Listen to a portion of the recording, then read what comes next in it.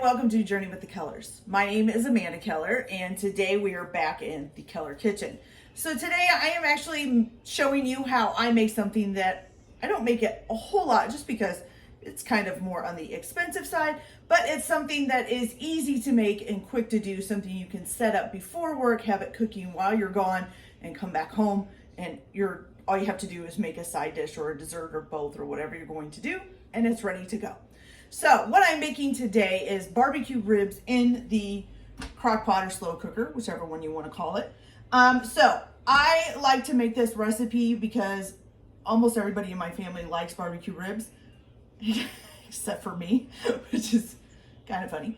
So yeah, so this is something that is easy for me to do before I leave for work. It only takes a few minutes to do it. So you can use any kind of ribs that you want for this recipe. So today I am using St. Louis, I think these are spare ribs. Yes. So these are St. Louis style pork spare ribs, but this will work for any kind of ribs that you want to use. It doesn't matter. I particularly picked these kind because they fit in this crock pot. So I used to have a bigger crock pot than this one.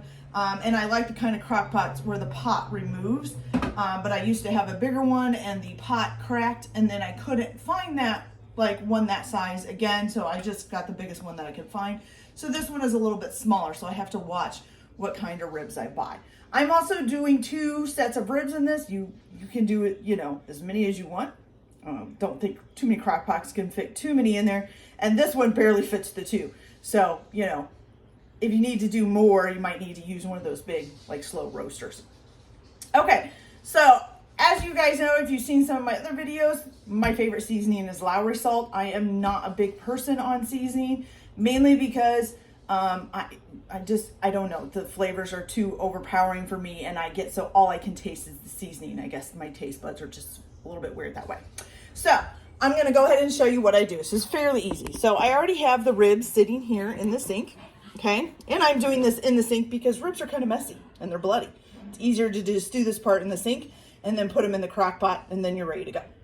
All right, so basically what I'm gonna do is just take some Lowry salt here, sprinkle it over the top. Okay, and I like to kind of rub it in there a little bit. Make sure that they get nice and covered. Okay, then we're gonna flip them over. And we're gonna do the same thing on the other side, okay? So shake it over it, rub it in. And you can use any seasoning you like. If you have a particular seasoning that you really like on your meats, please feel free to use it. Don't use Lowry salt just because I am. Figure out your own things the way you like it. Everybody's different. Everybody has different taste, Okay, so now that we got that seasoned, go ahead and bring you guys back up here so you can see what we're doing. So basically what I'm going to do is just stick these in the crock pot, okay? Now, because my crock pot is a little bit smaller, we have to kind of curl them around. So you set them on their sides, okay? And you curl them around in the crock pot, and you should be able to fit one inside of the other. So you're going to take your ribs just like this. See? Have it like that on its side. And you're going to tuck it down in there. Now, as you can see, that one was trying to stick up above where the lid rim is. So you want to try to tuck that down too so that your lid fits in there tightly. Then you're going to take the other one, same way, just like this, and you're going to curl it up inside of that one. Okay? Perfect. Got them both in there. And like I said, these are spare ribs and they just barely fit in there. Okay? And sometimes they do go a little bit over the top. If that happens, you might have to either adjust them, shove them down in there a little bit farther. You could probably cut them if you want, but I think most of the time you can kind of work them down in there and they'll go in, okay? All right, so now that you got them in there, I kind of test just to make sure my lid's gonna fit, and it just, like I said, it's hitting the lid right up there at the top. Okay, so the next thing I do is usually, when you're cooking with a crock pot or slow cooker, you wanna put in some kind of water or something else. You usually don't have to use very much, but you usually want to put some kind of moisture in the pot so to keep the food from drying out while they're in here. I actually use soda for this, and I think I've seen other people who do this as well. I've tried many different sodas. You can do anything that you want. I have never tried a white soda, like a Sprite or a 7-Up or anything like that. I've never tried that. I don't know how that would taste because of the lemony lime flavoring. I don't know that I would want that. But I have done Dr. Pepper, I've done Coke, I've done Pepsi. I think we even did like the more generic sodas, Mr. Pibb, stuff like that. So I usually use like a brown soda. You can, if you want to try the clear sodas, be my guest.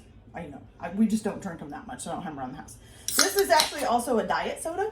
So all I'm looking for is, and this is a cherry, this is a Dr. Pepper cherry zero sugar soda.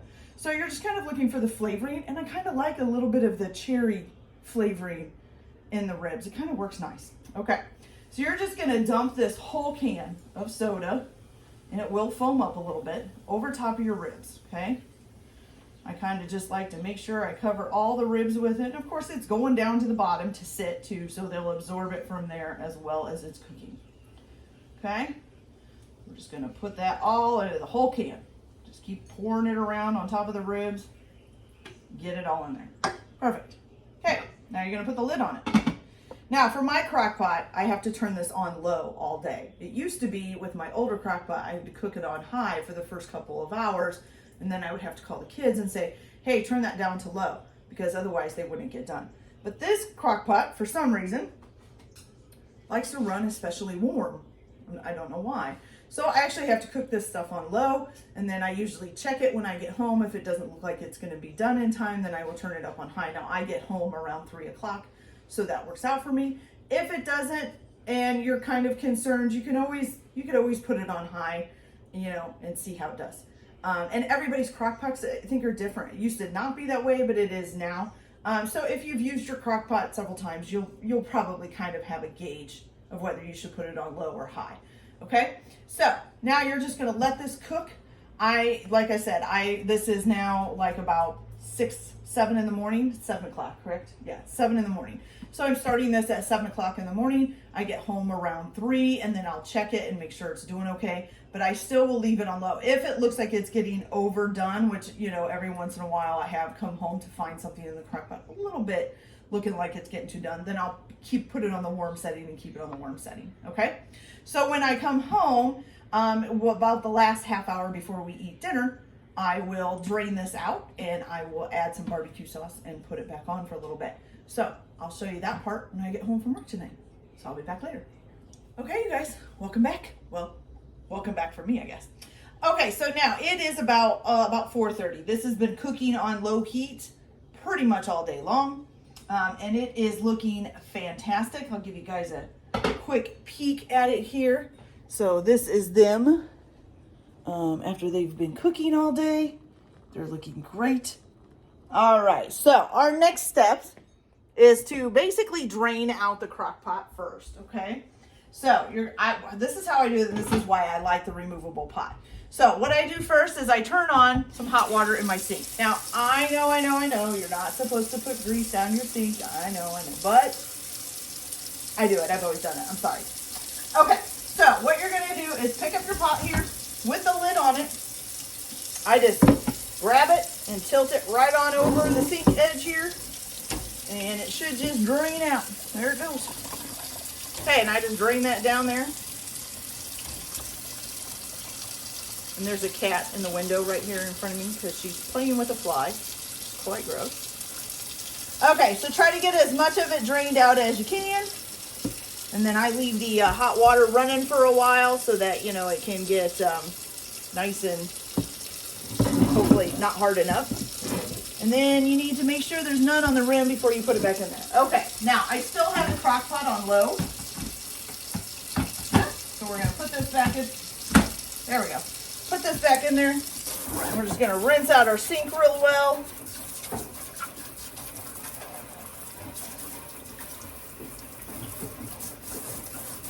All right. So once you get that all done, you can shut that off. Okay, so the next, now I'm tripping over a dog. Oh my goodness. It's chaos in here today. Okay, so the next thing is, now since I have 2 rib racks, I get 2 things of barbecue sauce. Now this is a new one. I haven't tried this one. This is actually called rib rack barbecue sauce. But you can use any kind of barbecue sauce that you want. Any one that you like. I don't care what it is. And you could actually probably use other things besides barbecue sauce. If you like your ribs covered in other stuff, you can use that too. All right, so what you're gonna do is you're going to cover this as much as you can all over the ribs. And you want to do this probably about a half an hour before you're going to serve them. Okay, there's the first jar. And you want to make sure also that you get, back here, because the ribs are going to be sitting on the, up against the edge of the crock pot. So you want to try to make sure that you get them behind there. And I just, crock pot ribs are awesome. I don't like them with the barbecue sauce on them. I usually eat them plain, but, family likes them with barbecue sauce. I'll suffer through it.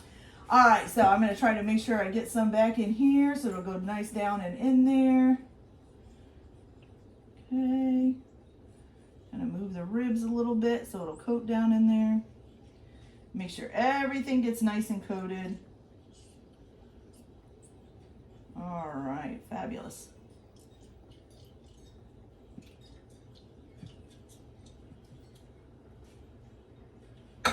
All right, now you're just gonna pop your lid back on there and let it cook for about another half an hour. And that's it, you guys. Then you have, and I have it on low, by the way, to do this part. And that's it, you guys. And then you have these fabulous, moist ribs that taste delicious, that aren't dried out, that you didn't have to spend all day basting and stuff in the oven to get them done. And they're perfect. Well, they're perfect for us. May not be perfect for you, but they're perfect for us.